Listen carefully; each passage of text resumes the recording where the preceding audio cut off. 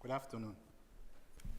Actually, I've been asked to talk to you about the innovative approaches and the technologies that are transforming justice system.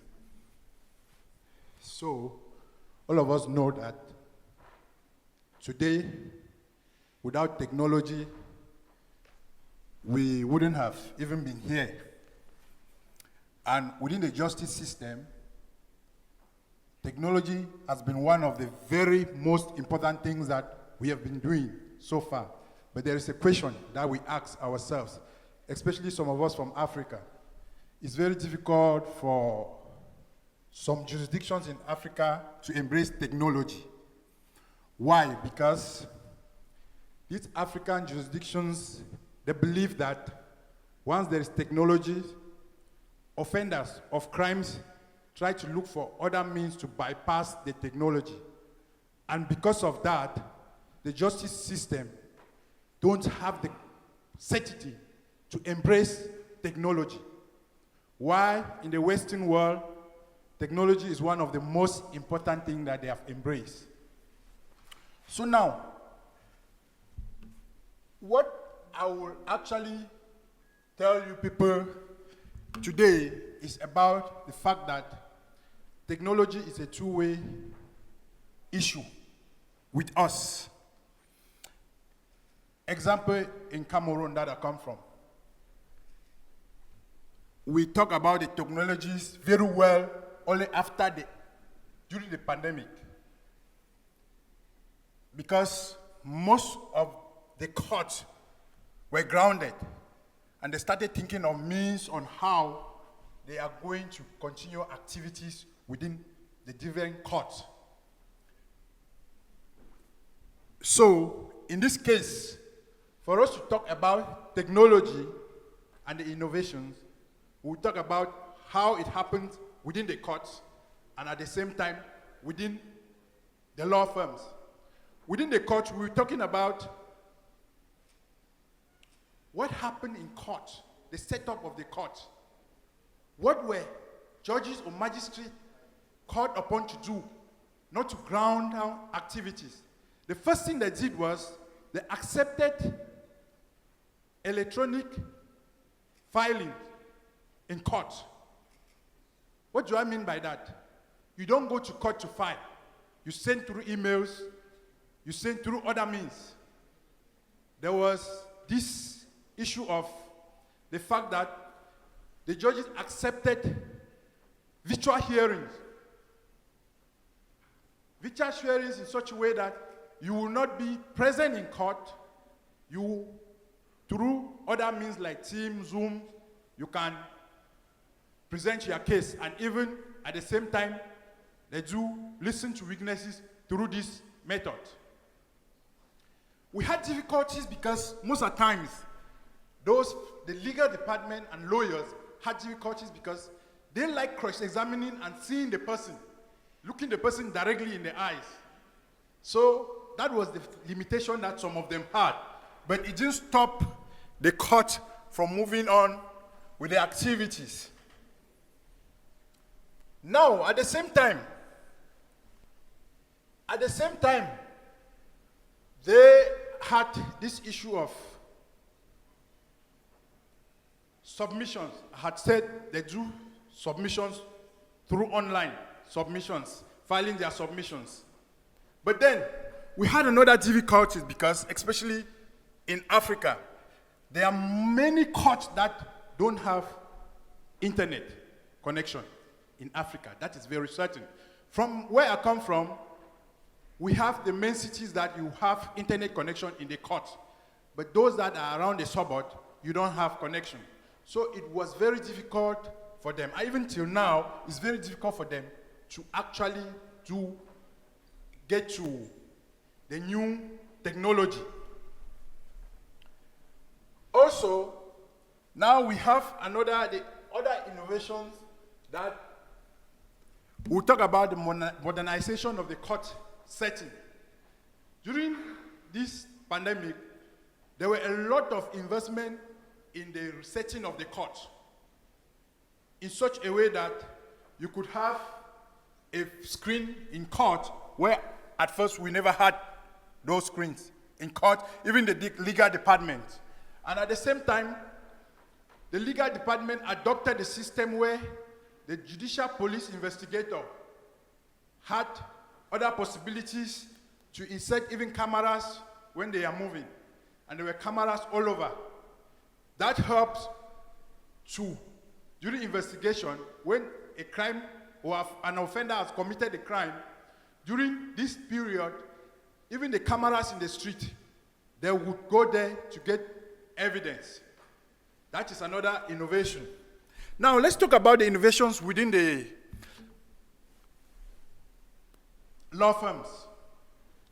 Lawyers had the opportunity to create a website, have emails, and also there is this issue of AI, artificial intelligence, within which even during investigation, this is used during investigation, and at the same time, lawyers could communicate directly with the legal department, with the court. Phones are permitted to be used in these areas. Now, we talk of AI and automation.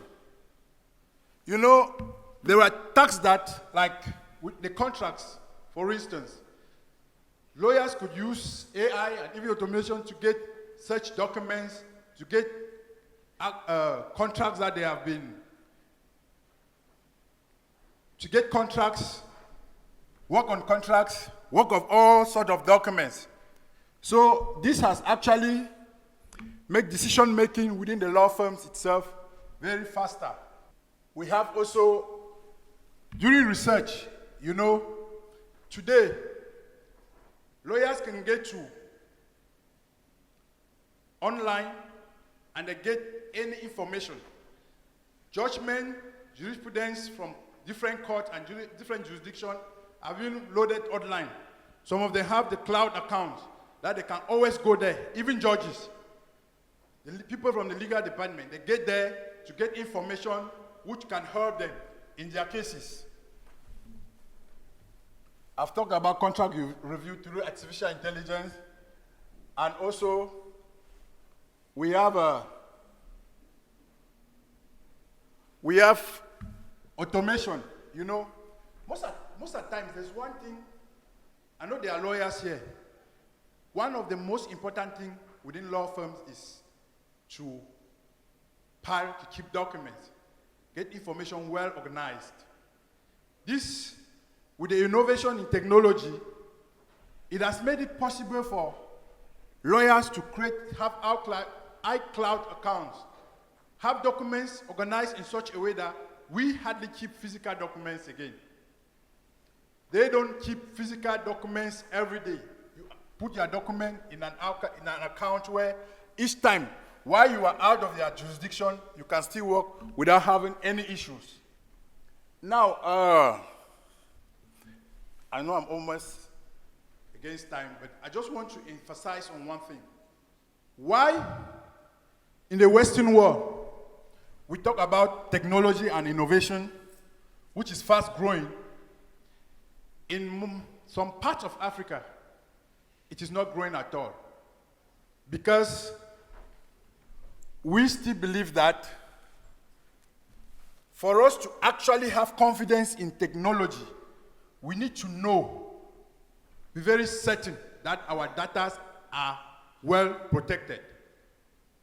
Now, when it comes to technology, cyber offenders are actually where I come from.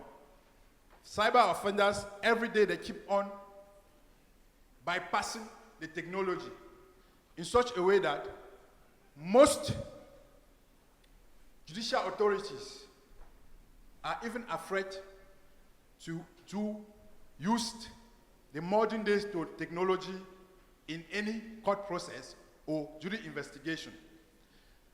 I had one case where a cyber offender actually gave a fake wallet to a Chinese client and collected huge sums of money from the client. And when the guy was arrested, the state prosecutor said, but what is a wallet? That was the first question they asked, what is a wallet? So he himself doesn't know about it, and he doesn't want innovation in that field. So that is the reason why today, while we are talking about innovation, it is always important that some of us who come from less developed countries, we need to work hard to see how this can be carried on effectively within our jurisdiction. I know I don't have much time, but maybe while we are discussing here, can further explain to you, maybe behind the scene. Thank you very much. As you all know, I'm Gilbert Bongam. I'm from Cameroon, but Bongam and Youmbi law firm. Thank you.